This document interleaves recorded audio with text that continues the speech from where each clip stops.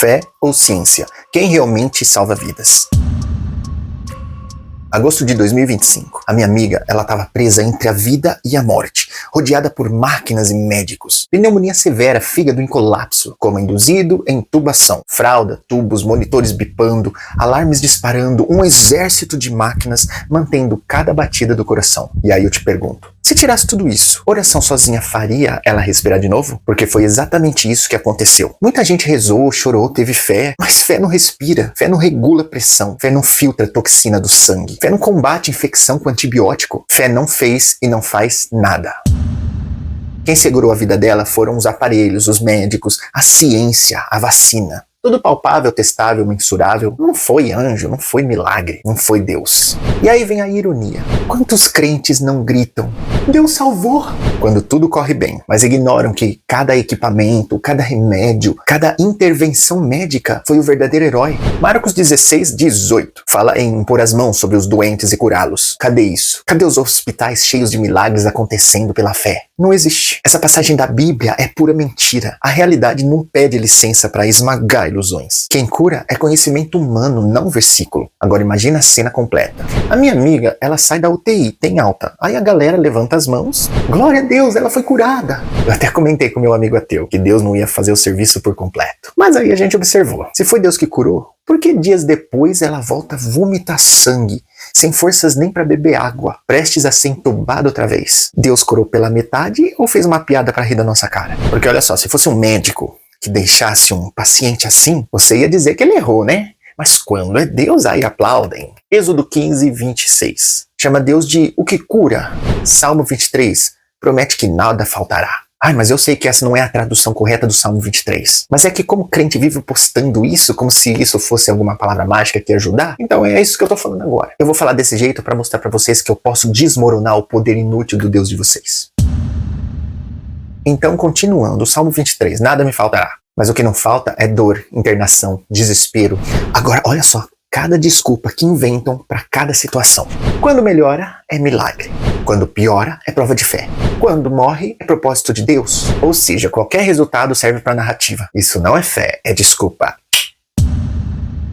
Sabe, é de distorcer os fatos para caber na crença, para poder justificar a falta de poder do Deus inexistente e inútil. Então pergunta, se um engenheiro constrói uma ponte que cai toda semana, você chamaria de obra perfeita? Ou se um mecânico arruma o teu carro e aí ele quebra na esquina, você diria que ele é infalível? Então, porque Deus pode curar alguém hoje e amanhã deixar a pessoa morrendo e ainda ser aplaudido. A realidade não negocia com histórias de faz de conta.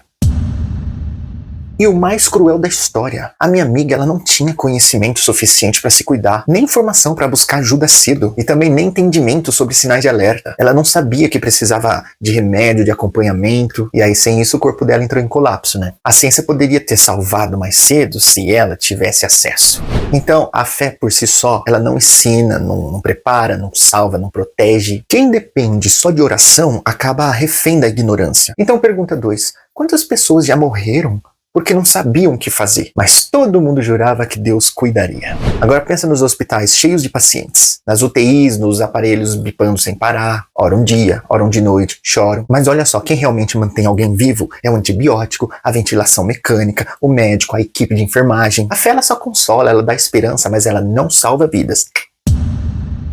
Quer provas? Então tira todos os aparelhos e deixe só a oração. O que você acha que acontece? A realidade ela massacra a fé, porque a fé promete e não entrega nada. Então se Deus é todo poderoso, ele pode resolver, mas não resolve. Se ele quer, mas não consegue, então ele não é poderoso. Se consegue, mas não quer, então não é bom.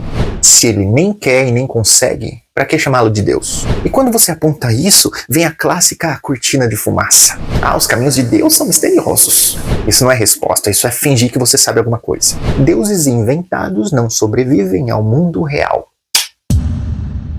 E olha mais uma vez, foi a ciência que lutou contra a morte, não uma oração sussurrada no travesseiro. Pesquisa, coma induzido, ventilação mecânica, suporte renal, antibióticos de última geração, tudo comprovado, tudo testável. Fé não opera UTI, fé não reverte falência de fígado, fé não mantém alguém vivo quando o corpo está morrendo. A realidade esfrega dor na cara da fé. E a pergunta final que você precisa fazer: se a vida depende de ciência, máquinas, médicos, vacina, De quem você realmente depende? De um Deus invisível que nunca colocou um tubo de ventilação ou prescreveu um antibiótico? Ou da ciência que podemos ver, tocar, testar e replicar? No caso da minha amiga, nem metade do serviço divino foi deixado, porque a ciência luta, conhecimento salva, e a fé só promete. E quem ainda confunde os dois está vivendo numa ilusão perigosa. Quer ver o contraste brutal? Enquanto a ciência se move, ensina, ajusta, salva, a fé ela só promete, consola e engana, alimentando esperança vazia. É cruel, mas é a realidade. Então quem realmente deveria receber crédito por uma vida mantida? Quem estudou, trabalhou, arriscou, inventou, aplicou conhecimento? Ou quem ficou rezando de mãos dadas com a ignorância? E me diz, até quando a gente vai aplaudir um Deus que nunca aparece na prática, mas que leva crédito por cada melhora parcial? E nunca é culpado pelas recaídas. Fé não salva vidas. Conhecimento salva. E ponto.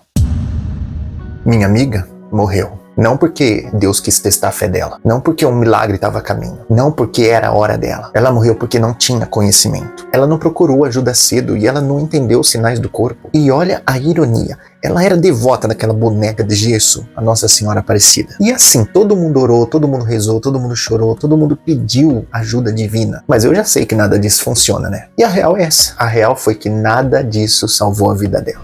Nenhum salmo, nenhuma prece, nenhuma promessa fez diferença nenhuma. O que realmente ajudou até o último momento que dava para salvar foi a ciência, a medicina. Médicos, enfermeiros, máquinas, antibióticos, vacinas. E sabe o que é milagre?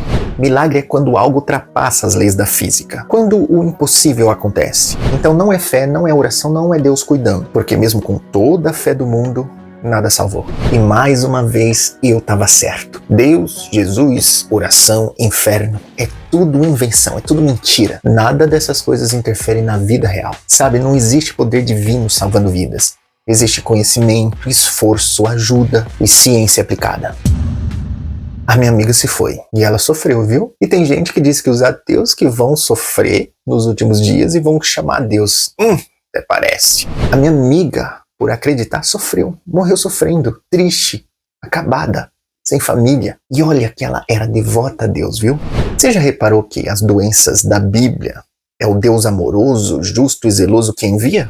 Males, pestes, desgraças. Sabia que é ele que causa a morte, a tortura, a destruição? Então ele é herói ou vilão? É tanta passagem mostrando isso que esse Deus maligno faz. Por exemplo, em Isaías 45:7 diz que Deus cria o bem e cria o mal. Você sabia disso? Então se ele criou a doença, a pneumonia, o vírus, a bactéria, para que rezar pedindo cura para essas doenças? Em Ezequiel 21, Deus envia os seus 4 maus. A fome, Deus deixa faltar alimento. A espada, guerras e violência. Peste, doenças, epidemias e enfermidades. Animais selvagens, os predadores. Destruição natural, ou seja, os desastres que matam indiscriminadamente. E aí, o livre-arbítrio mandou um oi, né? Não tiveram livre-arbítrio. É outra mentirada de crente. Deuteronômio 32:39. Vede agora que eu sou, e não há nenhum Deus além de mim. Eu mato, eu faço viver.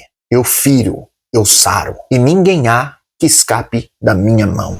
Sério, pensa. Se Deus joga doença em você, por que você pede para ele curar?